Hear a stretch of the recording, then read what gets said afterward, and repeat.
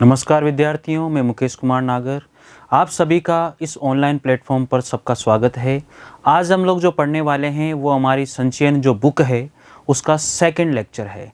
Second lecture में आज जो पढ़ने वाले हैं वो है यहाँ पर इफ़न वाला जो चैप्टर है, आपने देखा होगा टोपी शुक्ला, यानी कि चैप्टर का जो नाम है वो टोपी शुक्ला है।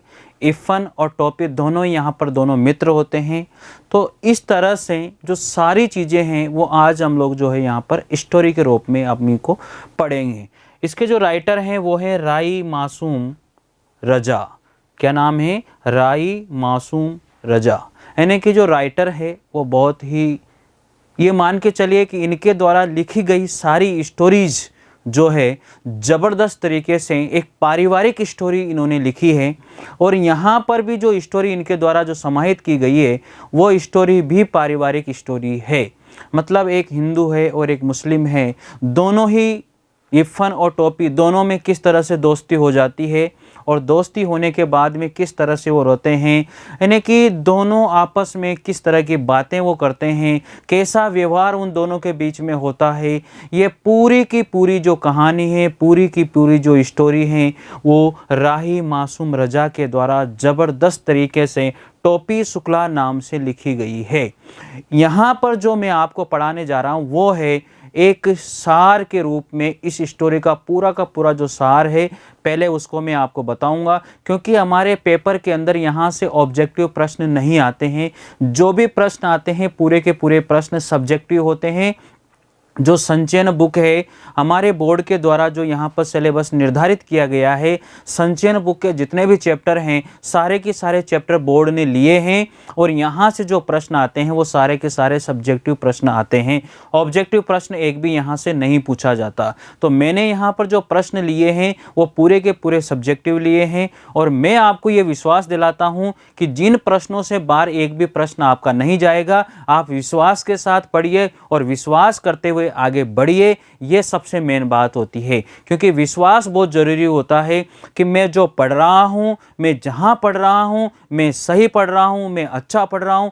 इस तरह से अगर विश्वास आप लोगों ने रखा तो फिर कोई भी दिक्कत आपको कहीं से भी कोई आने वाली नहीं है। तो ये आज हम लोग जो पढ़ने वाले हैं टोपी शुक्ला राही मासूम रजा का एक बहुत बढ़िया सा कथानक है, कथाकार के द्वारा जो बहुत अच्छी तरह से सजाया गया है। इसको यहाँ पर जो इन्होंने लिखा है एक पारिवारिक रूप में लिखा है, जो इन्होंने देखा वैसा का वैसा इन्होंने यहाँ पर लिखा है। चले स्टार्ट करते हैं इन सारी चीज़ों को। आपको मैं बार बार ये बताता हुआ आया हूँ कि आपको क्या करना है, पेन और नोटबुक ज़रूर लेके साथ में बैठनी है। क्यों? क्योंकि हमें कोई भी पॉइंट लगता है कि ये इंपॉर्टेंट पॉइंट है, उसे हमें नोट करना है, नोट करके लिखना है। या किस पेज पे, ये इस तरह से आप नोट कर लीजिए। ये बहुत ज़रूरी होता है एक अच्छे स्टूडेंट के लिए, क्योंकि क्या होता है कि हम लोग बाद में उस चीज़ को भूल जाते हैं, बाद में रिवाइज नहीं कर पाते हैं और वो पेपर में उठ करके आ जाता है। तो फिर कहते हैं यार मैंने ये तो पढ़ा ही नहीं, ये मेरे को जाना ही नहीं, ये समझा ही नहीं। इस तरह की बातें हम लोग मन में सोचते रहते हैं। तो सबसे मेन बात होती है पेन और नोटबुक साथ में लेके पढ़ें, कहीं से भी पढ़ें, कुछ भी पढ़ें, लेकिन उसे ज़रूर नोट करें, जो भी बात आप लोगों को इम्पोर्टेंट लगती है उसे। तो चलिए देखते हैं इस चैप्टर के अंदर क्या क्या स्टोरी के अंदर जो है हमें समाहित किया गया है। मैं पूरा का पूरा सार आप लोगों को यहाँ पर बताने वाला हूँ। यहाँ के बाद में आपको कहीं से कुछ भी पढ़ने की आवश्यकता नहीं है, इतना विश्वास मैं आपको यहाँ पर दिलाता हूँ। ये स्टोरी रही है, बहुत बढ़िया स्टोरी है, ज़बरदस्त स्टोरी है। आप इसको समझने की कोशिश करेंगे। देखिए यहाँ पर जो हमारे जो लेखक हैं, कथाकार हैं, बहुत बढ़िया हैं। वैसे इन्होंने ज़्यादा स्टोरीज लिखी नहीं है, बहुत कम स्टोरीज इनके द्वारा लिखी गई है और बहुत ही कम स्टोरीज इनकी मिलती है। उनमें से एक स्टोरी आज हम लोग यहाँ पर शेयर कर रहे हैं, पढ़ रहे हैं, देखते हैं। जो प्रख्यात का मतलब होता है प्रसिद्धि। क्या होता है? प्रख्यात मतलब होता है प्रसिद्ध। ये मैं आपको बता देता हूँ। प्रख्यात मतलब होता है प्रसिद्ध, यानी कि जो बहुत प्रसिद्ध हो जाता है, बहुत प्रख्यात हो जाता है। प्लस ख्यात, यानी कि अगर मैं इसका भी यहाँ से भी देखता हूँ, इसमें जो है प्र क्या है, इसमें प्र उपसर्ग है और ख्यात जो है इसमें क्या है, मूल शब्द है। इसमें ख्यात क्या है, मूल शब्द है। ये मैं आपको बता देता हूँ। कोई भी शब्द मुझे ऐसा मिलता है जहाँ पर प्रत्यय है, उपसर्ग है, संधि है, समास है, कुछ भी है, मैं आपको कोशिश करता हूँ कि वहाँ पर उसको ज़रूर बताऊँ। ठीक है। तो इससे क्या होता है कि बीच बीच में हमें वो मेमोरीज याद हो जाती है। क्यों? क्योंकि क्या होता है कि कोई भी शब्द होता है वो कहीं से भी उठ करके कहीं पर भी आ जाता है, हमें ये याद होना बहुत ज़रूरी होता है। ठीक है। तो ये आपको पता है, बहुत पुराने राइटर हैं, इनके जीवन परिचय के बारे में भी कुछ ज़्यादा खास नहीं है, इसलिए मैंने यहाँ, और क्यों? क्योंकि इनका जीवन परिचय नहीं पूछा जाता है, इनके जीवन परिचय के बारे में कुछ भी नहीं पूछा जाता। जो संचयन जो बुक हैं उसमें से जितने भी चैप्टर हैं, किसी भी राइटर के बारे में कोई भी परिचय नहीं पूछा जाता है पेपर के अंदर, तो यहाँ भी हम लोग उसको नहीं पढ़ेंगे। अगर आपको लगता है कि मुझे पूरी स्टोरी को समझना है तो एक बार बुक से आप रीड कीजिए और फिर यहाँ पर देखिए, आपको एक एक पॉइंट समझ में आ जाएगा, मज़ा आ जाएगा आपको इस चीज़ को समझने में। लेकिन अगर आपको लगता है कि मैं नहीं पढ़ पाता हूँ बुक से, तो आप यहाँ पर देखिए, एक एक पॉइंट मैंने आपको यहाँ पर लिखा है, एक एक पॉइंट एक एक क्वेश्चन के रूप में यहाँ पर सजाया है। आपको लगेगा कि अब मुझे कहीं से कुछ भी पढ़ने की आवश्यकता नहीं है। बहुत ज़बरदस्त तरीके से मैंने यहाँ पर मैटर लिया है, आपको बहुत अच्छा लगेगा। देखिए यहाँ पर कथाकार हैं, ये हैं हमारे राही मासूम रजा। ये क्या नाम है? राही मासूम रजा, यानी कि ये मुस्लिम थे और इन्होंने, इनका जो ये यहाँ पर उपन्यास के रूप में हम लोग इसको सजा रहे हैं। किसके रूप में? उपन्यास के रूप में, जो इन्होंने स्टोरी बना करके यहाँ पर लिखा है। क्या नाम है उसका? टोपी शुक्ला। उपन्यास से कुछ पॉइंट इन्होंने लिए हैं, उपन्यास से कुछ भाग यहाँ पर लिया है और एक स्टोरी के रूप में यहाँ पर इसने लिखा है। इनका नाम है राही मासूम रजा। में से प्रस्तुत पाठ के अंश यहाँ पर लिए गए हैं। इसमें से टोपी शुक्ला नामक एक पात्र जो है बचपन का वर्णन यहाँ पर मिलता है। यहाँ पर जो टोपी शुक्ला है वो एक पात्र है, इस कैरेक्टर हैं, इस कहानी, इस उपन्यास के एक भाग का। ठीक है। तो देखिए इफ़न और टोपी, यहाँ पर इफ़न एक बहुत बढ़िया पात्र हैं। यहाँ पर इफ़न और टोपी दो नाम हैं, दोनों के दोनों बहुत ही अच्छे दोस्त हैं। उनके दोस्ती के बारे में यहाँ पर बहुत कुछ बताया गया है, किस तरह के दोस्त हैं। देखिए इफ़न और टोपी दोनों की दोस्ती कैसी रही है, क्या क्या इनकी दोस्ती में समाहित किया गया है, किस तरह से ये अपने जीवन को जीते थे, किस तरह से इनका बचपन रहा है, ये सारी की सारी घटनाएं यहाँ पर हम लोगों ने लिखी है। देखिए बचपन में जब टोपी शुक्ला चौथे दर्जे की पढ़ाई कर रहा था, यानी कि बचपन की बात है जब टोपी शुक्ला कौन से दर्जे की पढ़ाई कर रहा था? 4th नंबर की, यानी कि चौथे दर्जे की। दर्जा मतलब क्या होता है? कक्षा। ये दर्जा का मतलब मैं आपको फिर भी बता देता हूँ, पहले भी ये बात आई थी। दर्जा मतलब होता है कक्षा, और कक्षा का आप तो समझते हो क्लास होता ही है। कि पढ़ाई कर रहा था तो उसकी मुलाकात किससे होती है? इफ़न से होती है। बात समझने की कोशिश करेंगे, एक एक पॉइंट एक एक बात यहाँ पर मैं क्लियर करूँगा आपकी। जो टोपी है वो 4th क्लास में पढ़ता था और वहाँ पर उसकी मुलाकात किससे होती है? एक इफ़न नाम के लड़के से होती है जो एक मुस्लिम है। ठीक है, से हुई। टोपी की ये पहली दोस्ती थी, यानी कि टोपी की भी ये क्या थी? पहली दोस्ती थी। याद रखिएगा। तो क्वेश्चन आप लोगों के बन करके आ जाता है। मान लीजिए कि टोपी का पहला दोस्त कौन था? टोपी का पहला दोस्त इफ़न था। टोपी ने पहली दोस्ती कहाँ पर करी थी? जब टोपी क्लास के अंदर चौथे दर्जे में था या चौथी क्लास में था, तो वहाँ पर पहली दोस्ती जो है टोपी शुक्ला की जो किसके साथ हुई? इफ़न के साथ हुई थी। ये बात आपको यहाँ पर समझनी है। ठीक है। दोनों इतनी गहरी मित्रता हुई, दोनों में इतनी गहरी मित्रता हुई, दोनों में, अब दोनों में मतलब वही टोपी में और किसमें? इफ़न में। इतनी गहरी मित्रता हुई कि टोपी अक्सर इफ़न के घर चला जाता था। इतनी भयंकर दोस्ती उनके बीच में हुई कि जो टोपी है वो अक्सर कहाँ चला जाता था? इफ़न के घर भी वो चला जाता था। ठीक है। इफ़न की दादी उसे बहुत ही अच्छी लगती थी। जो इफ़न की दादी थी टोपी को बहुत अच्छी लगती थी। इफ़न की दादी किसको अच्छी लगती थी? टोपी को बहुत बढ़िया लगती थी। यानी कि टोपी शुक्ला जो टोपी है यहाँ पर, उसको इफ़न की दादी बहुत बढ़िया, बहुत अच्छी लगती थी। वो हमेशा उसकी दादी के पास बैठकर उससे कहानी सुनता था। कौन? टोपी, यानी कि जो इरफान की दादी थी वो टोपी को बहुत बढ़िया लगती थी और वो हमेशा जो है ये कहानी स्टोरी जो भी है वो इरफान की दादी के पास बैठ कर के ज़रूर से ज़रूर वो सुनता था। तो इस तरह से हमने यहाँ पर जाना है कि इरफान और टोपी दोनों की जो दोस्ती हुई है वो जब टोपी 4th क्लास में था उस समय इनकी दोस्ती हुई, और उसके बाद में इनकी इतनी दोस्ती भयंकर दोस्ती हुई कि फिर ये जो टोपी है वो कहाँ पर जाने लग गया था, इरफान के घर भी वो जाने लग गया था। इरफान की दादी जो है टोपी को बहुत अच्छी लगती थी और वो हमेशा इरफान के दादी से स्टोरी कहानी सुना करता था। इस तरह की बातें हमने यहाँ पर इस पैराग्राफ से समझी है। अगला पैराग्राफ देखते हैं, यहाँ पर आता है इरफान का परिवार। इरफान के परिवार में उसकी दादी थी, अब्बू उसके पिताजी थे, अम्मी थी और बड़ी बहन थी, उसकी छोटी बहन भी थी। तो इरफान के परिवार में कितने लोग हो गए, एक तो स्वयं इरफान हो गया, उसकी दादी, अब्बू, अम्मी और उसकी बड़ी बहन और छोटी बहन। ठीक है, तो ये परिवार था किसका, इरफान का, यानी कि इरफान बहुत बढ़िया लड़का है। ठीक है, और उसके दादा और परदादा बहुत प्रसिद्ध क्या रहे थे, मौलवी रहे थे। इरफान के जो दादा और जो परदादा थे, यानी कि दादा के भी जो पिताजी थे उन्हें हम परदादा बोलते हैं, तो वह बहुत बढ़िया, बहुत अच्छे और प्रसिद्ध मौलवी रहे थे, ऐसा यहाँ पर बताया गया है। ठीक है, इरफान के जो अब्बू है यानी कि इरफान के जो पिता है वो क्या थे, कलेक्टर साहब थे। क्या थे वो, कलेक्टर थे। और परिवार बहुत ही क्या था, समृद्ध था, यानी कि पैसे वाला परिवार था जिसे हम कहते हैं, यानी कि बहुत ही अच्छी फैमिली थी, बहुत ही अच्छी रॉयल फैमिली थी। सारे परिवार में इरफान को अपनी दादी अच्छी लगती थी। सारे परिवार में मतलब दादी, अब्बू, अम्मी, बड़ी बहन, छोटी बहन, सब में जो है इरफान को कौन अच्छा लगता था, इरफान को जो है उसकी दादी ही उसे अच्छी लगती थी।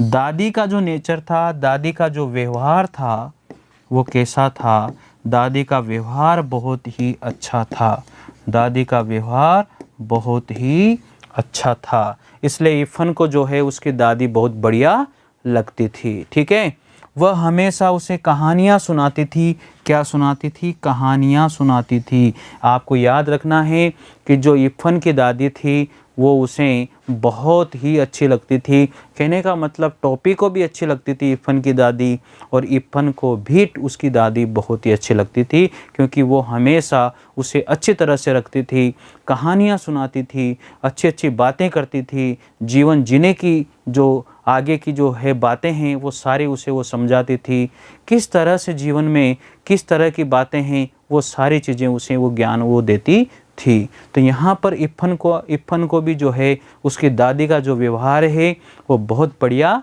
लगता था। ठीक है, आगे देखें यहाँ पर इरफान की दादी पूरब को हम लोग पूर्व भी बोल देते हैं। ठीक है, इरफान की दादी पूरब की रहने वाली थी।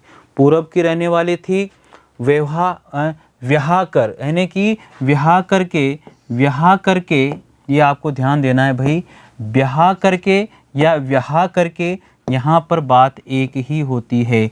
ब्याह करके लखनऊ आई तो उसे कई असुविधाओं का सामना करना पड़ा। जब इरफान की दादी कहाँ से आई थी, यानी कि जब इरफान की दादी की शादी कहाँ पर हुई, लखनऊ से दूसरी जगह हुई। कहाँ से आई थी वो, लखनऊ आई, यानी कि लखनऊ में तो आई थी वो।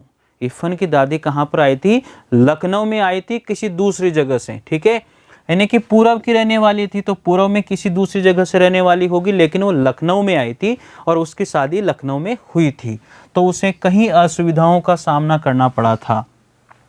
क्या होता है कि जहाँ पर जो इंसान रहता है वहाँ पर वो संपूर्ण चीज़ों को जानता है, सारी बातों को जानता है, हर जगह से वो वाकिफ़ होता है, यानी कि एक एक बात उसको याद होती है कि कब क्या कैसे क्या सारी चीज़ें वो जानता है। लेकिन जब वो दूसरी जगह चला जाता है और उसे पता है कि मेरा पूरा जीवन जो है अब इस दूसरी जगह पर ही निकलना है, तो वहाँ पर उसे उस जगह को समझने में थोड़ा सा टाइम लग जाता है और उसे उन चीज़ों को समझने में बहुत सारी समस्याएं भी आती हैं, उतार चढ़ाव बहुत सारे आते हैं। उस जीवन में उसे वहाँ पर जो है बहुत सारी समस्याओं का सामना करना पड़ता है।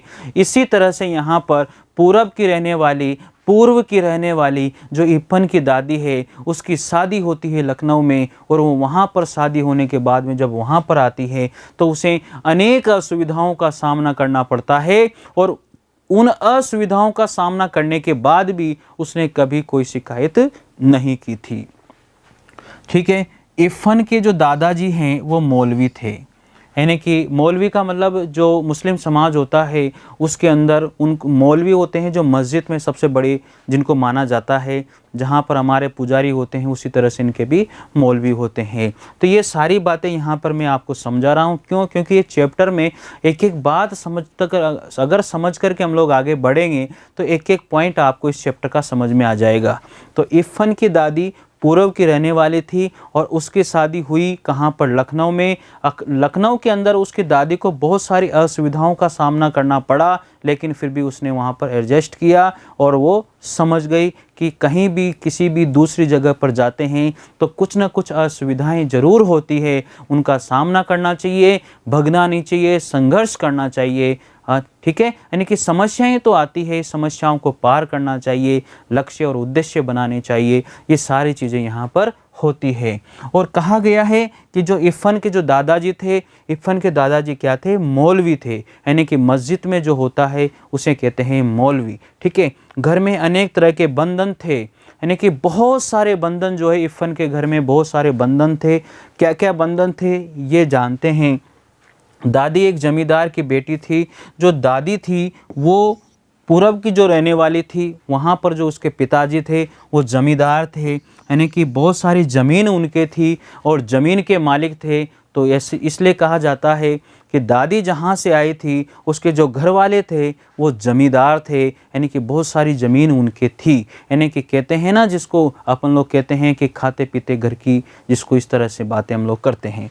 बेटी थी, भरे पूरे घर से आई थी। भरे पूरे घर का मतलब होता है उसके परिवार में सब थे, यानी कि उसके परिवार में भाई बहन सारा भरा पूरा परिवार था। परिवार में कोई भी कमी उसकी दादी के नहीं थी। कहाँ की रहने वाली थी, पूरब की रहने वाली थी और लखनऊ उसकी शादी हुई थी। ठीक है। खूब घी दूध खाया पिया उसने वहाँ पर। जो उसका घर था, जो उसका मायका था, यानी कि जो उसका घर था, वहाँ पर उसने खूब दूध दही सब कुछ खाया उसने। किसने? इरफान की दादी ने। बात याद रखना भाई। मगर लखनऊ आकर तो वो इन चीज़ों के लिए तरस गई। जैसे ही उसकी शादी कहाँ पर हुई, जैसे ही उसकी शादी लखनऊ में होती है तो वो इन चीज़ों के लिए क्या हो जाती है, तरस जाती है। ये चीज़ें उसको नहीं मिलती है, सबसे बड़ी समस्या उसके सामने आ जाती है। ऐसा कहा जाता है जब किसी के घर में जब वो रहते हैं और उन्हें सारी चीज़ें वहाँ पर मिलती है, यानी कि ईजी वे में उनको वो चीज़ें प्राप्त हो जाती है, तो उन चीज़ों को प्राप्त करने में जब दूसरी जगह बहुत सारी समस्याएँ आती हैं तो वहाँ पर उन समस्याओं का सामना करने में वो थोड़े से हिचकिचाते हैं, समझ में नहीं आता है कि क्या करें और क्या नहीं करें। ये सारी बातें यहाँ पर होती है।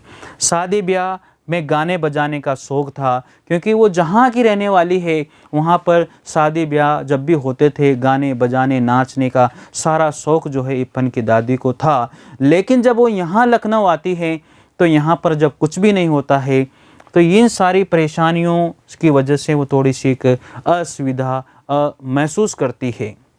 मगर मौलवी के घर में इन बातों की क्या थी, मनाही थी। मैंने आपको बताया था कि यहाँ पर जब लखनऊ आई तो वहाँ पर बहुत सारे बंधनों का सामना उन्हें करना पड़ा, और जब वो मौलवी के जब घर आती है तो वहाँ पर बहुत सारे बंधन उनको भुगतने पड़े और उन बंधनों की वजह से वो कुछ नहीं कर पाई और असहज सी महसूस करने लग गई थी। लेकिन कहा जाता है ना कि धीरे धीरे धीरे रहते रहते सारी चीज़ों से हम वाकिफ़ हो जाते हैं और फिर वहाँ पर उन चीज़ों को समझ जाते हैं और जो जीवन है वो उन्हीं वैसा ही ढल जाता है और वैसे ही चलना शुरू कर देता है। इंसान भी वैसे ही चलना शुरू कर देता है। तो इन सारी बातों को याद रखते हुए दादी ने अपने आप को बदला और वो आगे की जो कहानी है, वो स्टोरी है, वो हम लोग आगे पढ़ते हैं। देखिए, दादी हमेशा पूर्वी बोलती थी। जब पूरब की रहने वाली थी दादी, तो हमेशा वो कैसी बोली बोलती थी? पूर्वी बोली बोलती थी, यानी कि पूर्वी बोली ही वो जानती थी। इफ़न के अब्बू चाहते थे, इफ़न के जो अब्बू है, अब्बू मतलब इफ़न के अब्बू है ना, पिताजी।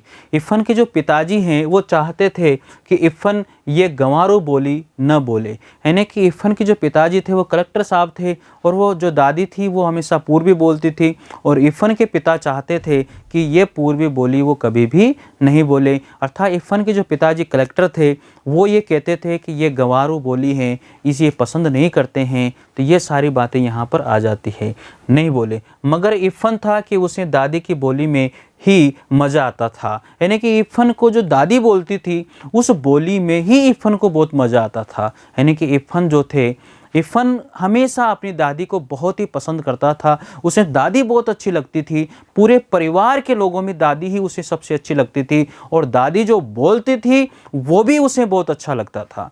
तो इन सारी बातों को देखते हुए हमेशा जो कलेक्टर साहब थे, वो इफ़न के जो पिताजी थे, जो अब्बू थे, वो हमेशा ये बात सोचते रहते थे कि कहीं इफ़न के ऊपर जो है इस बोली का प्रभाव न पड़ जाए और ये गंवारू बोली को इफ़न नहीं सीख जाए। ऐसी बातें हमेशा वो उसके इफ़न के अब्बू सोचते रहते थे, उसके पिताजी सोचते रहते थे। इफ़न था कि उसे दादी की बोली में ही मज़ा आता था। दादी की यही बोली उसके दोस्त टोपी को बड़ी अच्छी लगती थी, यानी कि दादी की जो बोली थी पूर्वी, वो उसके टोपी जो उसका दोस्त था उसको भी अच्छी लगती थी। ऐसा नहीं है कि वो इफ़न को ही अच्छी लगती थी। भाई इफ़न को जो है दादी की बोली बहुत अच्छी लगती थी और टोपी को भी जो है इफ़न की दादी की बोली बहुत अच्छी लगती थी। अब दोनों को ही दादी अच्छी लगती है और दोनों को ही दादी की बोली भी अच्छी लगती है।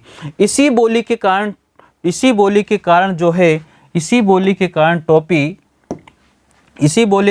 जो टोपी है, टोपी के घर में हंगामा हो गया। इसी बोली के कारण जो है टोपी के घर में क्या हो गया? हंगामा हो जाता है बहुत बहुत भयंकर तरीके से, कि ये पूर्वी बोली यहाँ पर चलने वाली नहीं है। तो इस तरह की सारी बातें हम लोग यहाँ पर जानते हैं और समझते हैं। बहुत ही बढ़िया रहा है, मतलब इफ़न और दादी के अंदर जो माहौल उन्होंने बनाया है, ज़बरदस्त तरीके से रखा है।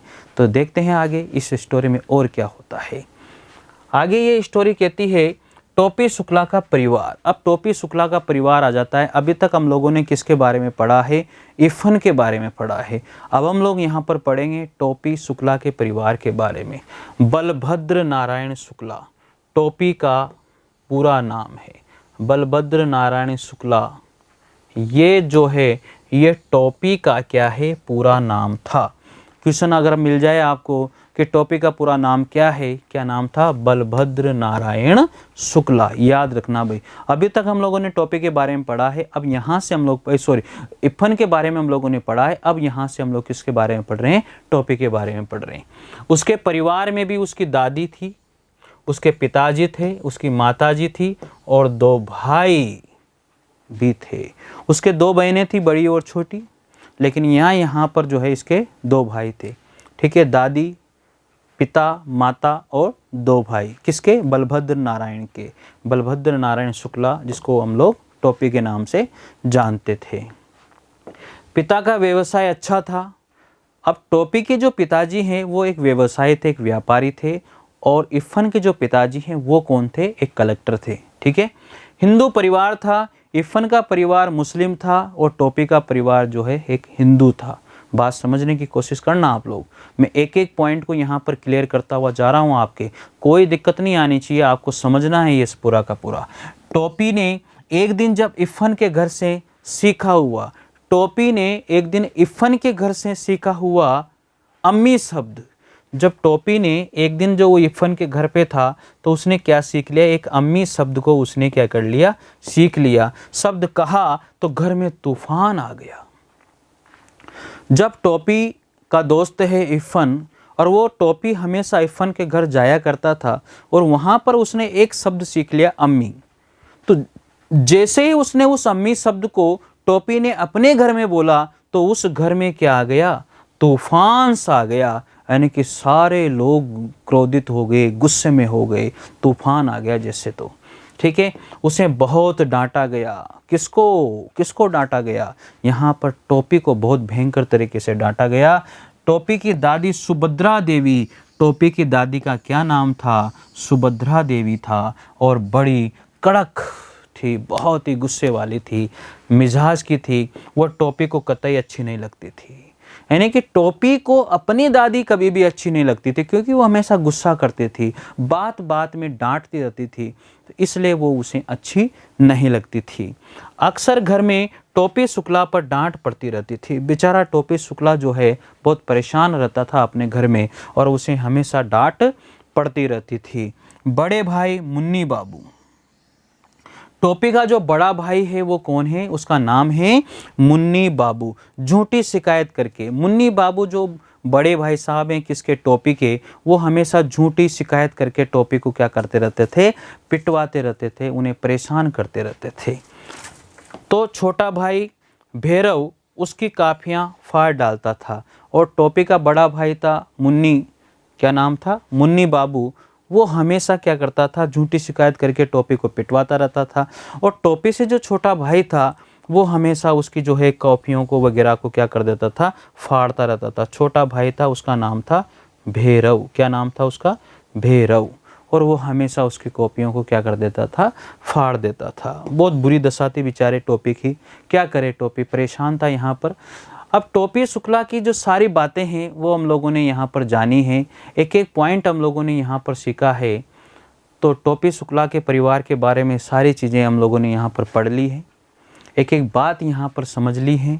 ठीक है, क्या नाम था? बलभद्र नारायण।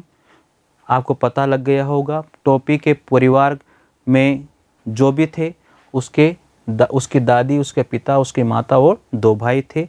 एक भाई का नाम मुन्नी बाबू था और एक भाई का नाम भैरव था।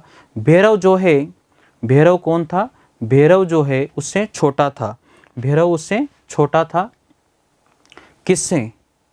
टोपी शुक्ला जिसका पूरा नाम है बलभद्र नारायण, उससे छोटा था। और जो मुन्नी बाबू है ये इससे क्या था? ये इससे बड़ा था। हमेशा झूठी शिकायत करता रहता था, और टोपी को हमेशा शिकायत होने की वजह से हमेशा डांट पड़ती रहती थी, और बेचारे को पीट भी देते थे। टोपी को कभी भी उसकी दादी अच्छी नहीं लगी, क्योंकि वो बहुत ही कड़क मिजाज की थी, हमेशा गुस्सा करती रहती थी टोपी के ऊपर भी। और टोपी को जो है इफ़न की दादी बहुत अच्छी लगती थी, क्योंकि वो उसे कहानियाँ सुनाती रहती थी, इसलिए बहुत अच्छी लगती थी। ठीक है, चलिए आगे पढ़ते हैं। टोपी की पिटाई और इफ़न की दादी का देहांत किस तरह से यहाँ पर आता है। मुन्नी बाबू ने घर बताया कि टोपी कबाब खा रहा था। मुन्नी बाबू जो है वो घर पे बताते हैं कि ये टोपी जो है क्या कर रहा था? कबाब खा रहा था।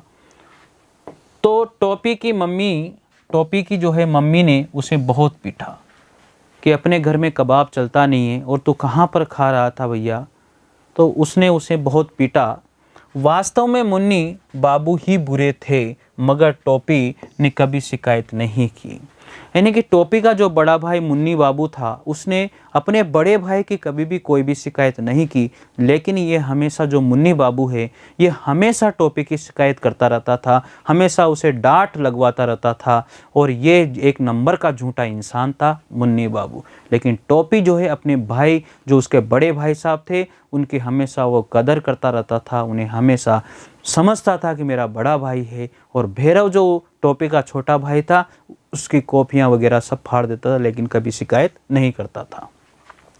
उसका सारा गम इफ़न के साथ ही बढ़ता था, और जो भी उस टोपी के साथ अपने घर में जो कुछ भी होता था वो हमेशा पूरे गम को जो है इफ़न के साथ साझा करता था, इफ़न को बताता था। ठीक है, दोनों दोस्त अक्सर अपने सुख दुख साझा किया करते थे, एक दूसरे के दुख को आपस में बात करके बांट लिया करते थे। ये दोनों को दोस्त इतने तगड़े और इतने अच्छे दोस्त थे। इफ़न की दादी का क्या हो जाता है? देहांत हो जाता है। बहुत ज़बरदस्त बात घट जाती है। टोपी को अपनी दादी से कोई लगाव ही नहीं था, यानी कि जो बलभद्र नारायण थे उनको कभी भी अपनी दादी से कोई भी लगाव नहीं होता है। और इरफान की दादी से टोपी को भी भयंकर लगाव था और इरफान को भी अपनी दादी से बहुत भयंकर लगाव था। आगे क्या घटना घटती है।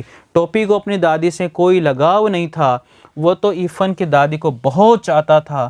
जब इरफान की दादी का देहांत हुआ तो वह बहुत उदास हो गया। उसने इरफान से कहा कि तेरी दादी की जगह मेरी दादी क्यों नहीं मर गई। मतलब इतना भयंकर अपनी दादी से चिढ़ा हुआ था टोपी कि उसने यह तक भी कह दिया कि तेरी दादी की जगह मेरी दादी क्यों न मर गई। मतलब इतना भयंकर जो है अपनी दादी से वो चिढ़ा हुआ था। उस दिन दोनों दोस्त बहुत ही रोए, यानी कि इरफान भी अपनी दादी के देहांत पर बहुत रोया और टोपी भी इरफान की दादी के देहांत पर बहुत रोया, क्योंकि दोनों ही जो है उस इरफान की दादी को बहुत प्रेम करते थे, बहुत प्यार करते थे, बहुत मानते थे। देखते हैं आगे। टोपी का अकेलापन और टोपी को कुत्ते ने काटा, ये सारी घटनाएं किस तरह से घटती है। टोपी का अकेलापन कैसा होता है। एक दिन इरफान के पिता का तबादला हो गया। अब इरफान के पिताजी जो कलेक्टर थे उनका तबादला हो जाता है, उनका ट्रांसफ़र हो जाता है इरफान के पिताजी का। तो अब क्या होता है, टोपी अकेला रहेगा क्योंकि वो वहाँ से चले जाएंगे। इरफान के जाने के बाद टोपी शुक्ला इतना अकेला हो गया कि वो हमेशा उदास रहने लगा, उसका दिल कहीं भी नहीं लगता था। अगला पॉइंट है यहाँ पर, टोपी को कुत्ते ने काटा तो कैसी घटनाएं घटी है।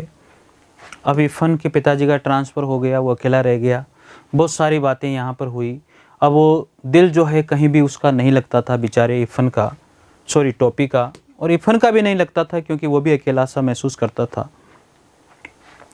टोपी को कुत्ते ने काटा तो टोपी को इरफान के घर जाने की इतनी आदत थी कि एक दिन वह उस सरकारी बंगले में जा पहुंचा।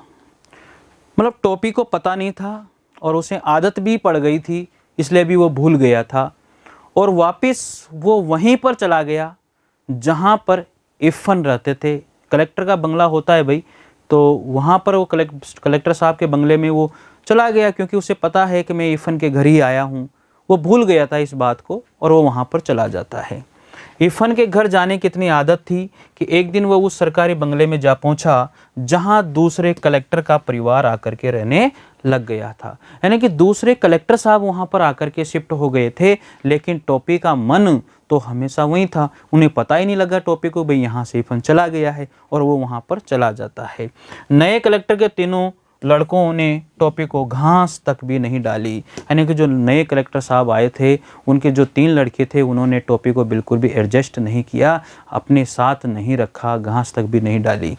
उल्टे एक लड़के ने टोपी को अपने कुत्ते से कटवा दिया और टोपी को पेट में रात सुइयां लगी। कितने सुइयां लगी? 7 सुइयां लगी भैया। कुत्ते से कटवा दिया और उन्हें कितनी सुइयां लगी? 7 सुइयां लग जाती हैं। बात करते हैं घर की नौकरानी से लगाव हो जाता है। फिर देखो, घर बार सभी से उदास टोपी को घर की नौकरानी भली लगने लग जाती है। वो बूढ़ी नौकरानी भी उसका दर्द समझती थी, इसलिए वो अच्छी लगने लग जाती है।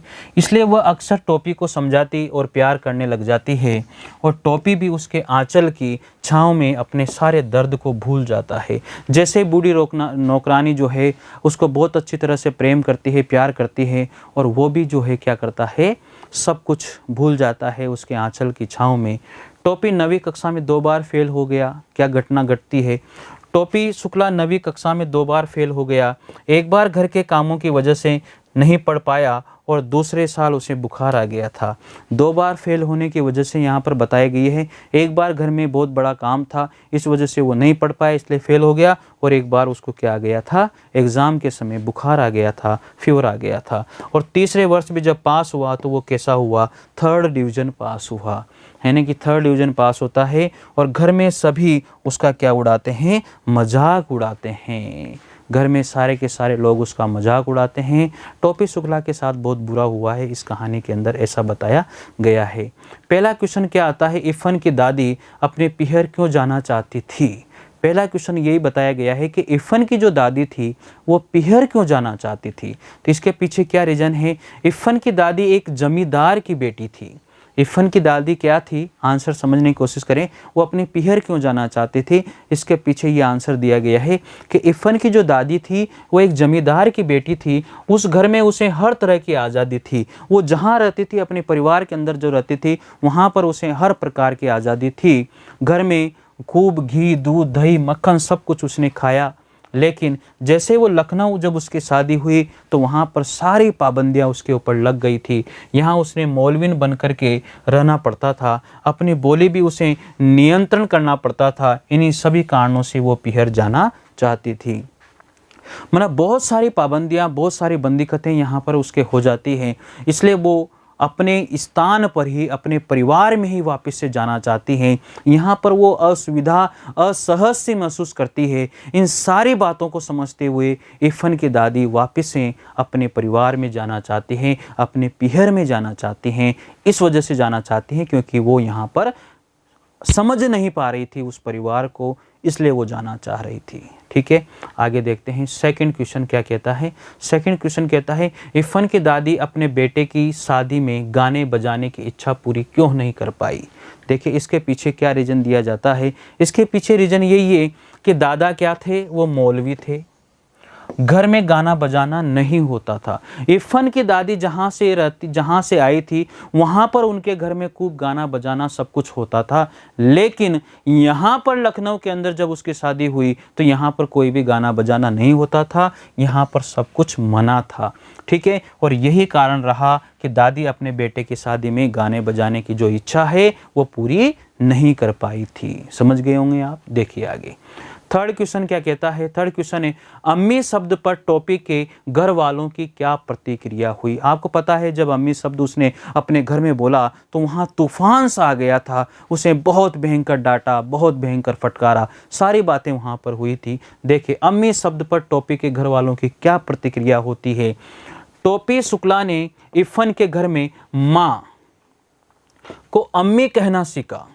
टोपी शुक्ला ने इफ़न के घर में माँ को क्या सीख लिया था, अम्मी कहना सीख लिया था। और अम्मी शब्द उसे अच्छा लगा और एक दिन खाने की मेज पर उसने माँ के स्थान पर किसका, अम्मी शब्द का प्रयोग किया। तो सबके हाथ जो खा रहे थे वो वहीं के वहीं रुक जाते हैं और तूफान आ जाता है, उस जगह पर रुक जाते हैं। पता चलने पर उस पर दबाव डाला गया कि वह इफ़न के घर न जाए और टोपी के मना करने पर उसकी पिटाई भी की गई। उसने बोला कि मैं जाऊंगा, लेकिन फिर उसकी वहाँ पर पिटाई हो जाती है। तो ये सारी बातें जो है ना थोड़ी सी धार्मिक रूप से जुड़ जाती हैं, लेकिन ऐसा नहीं होना चाहिए। ठीक है, बच्चे हैं, कहीं भी खेल सकते हैं, जा सकते हैं, उनके लिए सारे सब कुछ एक जैसा होता है। बच्चों को इस तरह का व्यवहार नहीं देना चाहिए, उनके लिए सब कुछ एक होता है। ठीक है, तो देखते हैं आगे अगला प्रश्न। 4 नंबर का प्रश्न क्या कहता है। टोपी ने इफ़न से दादी बदलने की बात क्यों कही। हाँ, ये बहुत बढ़िया बात थी। टोपी ने जो है इफ़न से कहा था ना कि यार तेरी दादी की जगह मेरी दादी मर जाती तो बढ़िया रहता, और यहाँ पर बदलने वाली बात भी उसने करी थी, जो मैं आपको बता देता हूँ। टोपी ने इफ़न से दादी बदलने की बात भी कही थी कि मेरी दादी तू ले ले और तेरी दादी को मैं ले लेता हूँ, ऐसा भी यहाँ पर बताया गया है। ठीक है, तो टोपी को, जो टोपी था वो बलभद्र नारायण जिसका पूरा नाम था, टोपी को अपनी दादी कतई अच्छी नहीं लगती थी। वो हमेशा उसे डांटती रहती थी, कभी प्यार नहीं करती थी। किसको? टोपी को कभी भी प्यार नहीं किया उसकी दादी ने। इस वजह से टोपी को जो है उसकी दादी हमेशा अच्छी नहीं लगती थी। टोपी को जो है जो उसके दादी थी वो कभी भी अच्छी नहीं लगती थी, क्योंकि वो प्यार ही नहीं करती थी। उसे इफ़न की दादी बहुत अच्छी लगती थी, क्योंकि जब भी इफ़न के घर जाता था टोपी, उसे वहाँ पर सारी की सारी बातें जो है समझ में आती थी, कितना अंतर है लोगों में। इफ़न की दादी जो है टोपी को भी बहुत सारी कहानियाँ सुनाती थी, और जैसा व्यवहार इफ़न के साथ उसकी दादी करती थी वैसा ही व्यवहार वो टोपी के साथ भी किया करती थी। इसलिए इफ़न की दादी जो है टोपी को भी बहुत बढ़िया लगती थी। और टोपी को जो अपनी दादी अच्छी नहीं लगने के पीछे रीज़न यही है कि वो हमेशा क्रोधित होती थी, उसे लाड प्यार और कुछ भी वो नहीं देती थी। वह उसे प्यार करती थी, कहानियाँ सुनाती थी। किसकी? इरफान की दादी। उसकी बोली टोपी को बहुत अच्छी लगती थी। इरफान की दादी जो पूर्व की रहने वाली थी और पूर्वी ही बोली वो बोलती थी, तो उसे बहुत अच्छी लगती थी, बहुत बढ़िया लगती थी। वो अक्सर उसके पास आकर के अपना पन हमेशा बांट लेता था। इसलिए उसने इरफान की दादी बदलने की बात कही थी कि यार तेरी दादी बहुत अच्छी है, ऐसा करते हैं हम दादी क्या कर लेते हैं, बदल देते हैं। अगला प्रश्न क्या कहता है? पूरे घर में इरफान को अपनी दादी से ही विशेष स्नेह और प्रेम था। यानी कि पूरा जो घर था, इरफान को भी उसकी दादी बहुत अच्छी लगती थी पूरे घर में। और टोपी को तो यहाँ कोई पसंद ही नहीं करता था ना। वो चुन्नी जो उसका भाई था बड़ा और जो भैरव उसका छोटा भाई था, सब परेशान करते थे, कोई पसंद नहीं करता था बेचारे को। तो ये सारी घटनाएं होती है। और उसको क्यों अच्छी लगती है इरफान को अपनी दादी? पूरे घर में एक दादी ही थी जो इरफान को बेहद प्यार करती थी। इधर भी इरफान को दादी का प्यार हमेशा मिला, उधर टोपी को किसी का भी नहीं मिला। उसने कभी इरफान को डांटा भी नहीं था और इरफान की दादी ने कभी भी उसे नहीं डांटा था। वह उसे रात को अनेक प्राचीन कहानियाँ सुनाती थी। उसे दादी की बोली बहुत अच्छी लगती थी। उसे अब्बू, अम्मी, बाजी सभी डांट देते थे, मगर दादी उसे हमेशा प्यार करती थी। दादी इरफान को कभी भी नहीं डांटती थी। और यही कारण है कि दादी से जो है उसका इरफान का बहुत लगाव था, विशेष प्रेम था। इस वजह से था कि दादी जो है कभी भी इरफान को नहीं डांटा करती थी। ठीक है, अगला प्रश्न क्या कहता है? अगला प्रश्न कहता है टोपी और इरफान की दादी अलग अलग मजहब का मतलब होता है धर्म और जाति के थे, पर एक अनजान अटूट रिश्ते से बंधे थे। इस कथन के आलोक में आप अपने विचार को रख सकते हो। तो इन सारी बातों के पीछे जो है पारिवारिक स्थिति के बारे में भी हम लोग यहाँ पर समझे हैं, जाने हैं। धार्मिक रूप से कुछ भी हो सकता है, कोई दिक्कत वाली बात यहाँ पर नहीं है। देखते हैं अगला क्वेश्चन क्या कहता है। अगला प्रश्न है, जहीन होने के बावजूद भी कक्षा में 2 बार फेल होने के क्या कारण थे? बहुत अच्छा होने के बाद भी, इंटेलिजेंट होने के बाद भी, जहीन का मतलब बुद्धिमान होने के बाद भी कक्षा में 2 बार फेल होने के क्या कारण रहे हैं? टोपी 2 बार कक्षा में कैसे फेल हो गया? इसके पीछे रीज़न है, टोपी बहुत ही होशियार था। जहीन का मतलब क्या होता है? बहुत होशियार होना। जहीन का मतलब यही होता है कि जहीन वो बहुत ही होशियार था। ठीक है, जहीन का मतलब यही होता है। ठीक है, होने के बाद भी वो 9वीं कक्षा में 2 बार क्या हो गया था? फेल हो गया था। इसके 2 कारण थे। पहले साल तो क्या हुआ था, वह पढ़ नहीं पाया क्योंकि घर में बहुत सारे सदस्य आ गए थे, बहुत सारा काम था, इस वजह से वो फेल हो गया। छोटा भाई भैरव उसकी कॉपियाँ किताबें फाड़ दिया करता था। और दूसरे साल उसको क्या हो गया था? बुखार आ गया था, टाइफाइड हो गया था, इस वजह से भी वो पढ़ नहीं पाया। और इस वजह से वो 9वीं कक्षा में 2 बार फेल हो जाता है, एक बुद्धिमान होशियार होने के बाद भी। ठीक है, आगे देखते हैं 8 नंबर का क्वेश्चन क्या कहता है। अगला प्रश्न है, एक ही कक्षा में 2 बार बैठने से टोपी को किन भावनात्मक चुनौतियों का सामना करना पड़ा था? ये भी बहुत बढ़िया उसके साथ घटना घटी है। एक ही कक्षा में 2 बार बैठने पर टोपी को अनेक भावनात्मक परेशानियां उठानी पड़ी। कक्षा में कोई उसका दोस्त न बन सका जिसके साथ वो अपने दिल की बात कर सकता था। मास्टर जी बात बार पर दूसरे छात्रों को उसका उदाहरण देते थे। कक्षा के दूसरे छात्र उसका उपहास करते थे क्योंकि वो 2 बार फेल हो गया, वापस उसी कक्षा में बैठ जाता था। और फिर हमेशा मास्टर जी भी उसका ही उदाहरण दिया करते थे। तो ये सारी घटनाएं उसके साथ घटित होती थी, इसलिए टोपी को बहुत बुरा लगता था। बेचारा क्या करे फिर। मास्टर जी जब उसका मजाक उड़ाते तो कक्षा के छात्र हंसते थे। वो इतना शर्माता था कि उसकी गर्दन ऊपर नहीं उठती थी। मतलब इस तरह की घटनाएं पर नहीं होनी चाहिए। ये गलत होता है कि अगर आप फेल हो गए हो, जब उसने बता दिया कि ये रीज़न रहे हैं दोनों बार फेल होने के, जबकि वो माना गया है कि टोपी बहुत ही बुद्धिमान था और उसने रीजन तक भी बता दिया, लेकिन फिर भी 2 बार फेल होने के बाद भी उसने अपने हौसले को बुलंद रखा। और जब हौसले को बुलंद रखा और आगे बढ़ने की जो इच्छा उसकी जारी रखी, उसने उद्देश्य और लक्ष्य को बनाए रखा और वापस से वो पढ़ना उसने शुरू किया। चाहे उसके कितने भी मजाक क्यों ना उड़े, लेकिन वो अपने लक्ष्य और उद्देश्य से कभी हटा नहीं और वो डटा रहा और आगे बढ़ने की कोशिश करता रहा। चाहे उसके कितने भी मजाक, चाहे टीचर ने उड़ाए हो, चाहे बच्चों ने उड़ाई हो, लेकिन पीछे नहीं हटा। यहाँ पर टोपी की ये सबसे बढ़िया बात मुझे लगती है। अगला प्रश्न कहता है, इरफान की दादी के मायके का घर कस्टोडियन में क्यों चला गया? क्यों चला गया था कस्टोडियन में? देखिए, इफन को दादी पूरब में किसी जगह की रहने वाली थी। इफन की जो दादी है वो पूर्व में किसी जगह की रहने वाली थी। वो तो ब्याह करके आई थी, लखनऊ आ गई, मगर विभाजन के समय उसके मायके के लोग अपना घर छोड़ करके कहाँ चले गए थे? पाकिस्तान चले गए थे। पीछे बचा उसका घर लावारिस हो गया, अतः वह कस्टोडियन में चला गया। कोई भी चीज़ लावारिस हो जाती है तो गवर्नमेंट अपने कस्टडी में ले लेती है। इसको ही क्या कहा जाता है? कस्टोडियन कहा जाता है। ठीक है, समझ में आ गई होगी बात, आपको बहुत अच्छी लगी होगी। आगे देखिए, क्वेश्चन नंबर 10 कहता है स्कूल में किन किन बातों के कारण टोपी को दुख होता था? क्या कारण थे कि टोपी को हमेशा स्कूल में दुख होता था? बहुत ज़बरदस्त बात यहाँ पर की गई है कि क्या कारण रहे हैं कि टोपी को हमेशा दुख होता था। ये चीज़ यहाँ पर बहुत अच्छी तरह से आप लोग समझने की कोशिश कीजिए। देखिए क्या कारण रहे हैं। टोपी शुक्ला 9वीं कक्षा में, टोपी शुक्ला जो है 9वीं कक्षा में 2 बार क्या हो जाते हैं? फेल हो जाते हैं। और 2 कक्षा पीछे होने के कारण जो उसके दोस्त थे वे उससे आगे निकल जाते हैं और उससे छोटे छोटे छात्र जो है, छात्राएं जो है उसके कक्षा में थे। ठीक है, उससे कोई दोस्ती नहीं करना चाहता था क्योंकि वो सबसे बड़ा लगता था। सभी छात्र छात्राएं उसका मजाक उड़ाते थे। उसे टोपी को बड़ा दुख होता था, बहुत परेशान सा हो रहता था। और स्कूल में अध्यापक भी अक्सर कक्षा में ही उसका मजाक उड़ाते थे। वे दूसरे बच्चों को टोपी का उदाहरण भी देकर के कहते थे उसकी तरह इस दर्जे में टिके रहना है क्या? पढ़ना नहीं है क्या? इस तरह की बातें वहाँ पर टीचर किया करते थे। टोपी को बड़ा अपमान महसूस होता था बेचारे को। क्या करे टोपी यार, परेशान हो जाता था।